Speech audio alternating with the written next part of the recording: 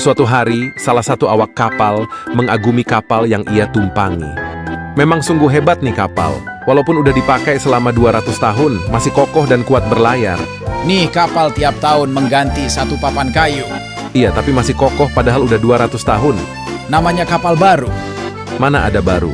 Nih kapal dah ada dari 200 tahun yang lalu. Kan kapal ini ganti satu papan kayu tiap tahun. Berarti nih disebut kapal baru. Tidak! Iya! Tidak! Iya! Tidak! Iya! Mereka berdebat terus hingga malam hari. Sang kapten emosi karena mereka sangat berisik dan kapten melerai mereka. Diam! Kita serahkan saja pada para penonton kapal ini baru atau tidaknya, karena mereka sangatlah cerdas.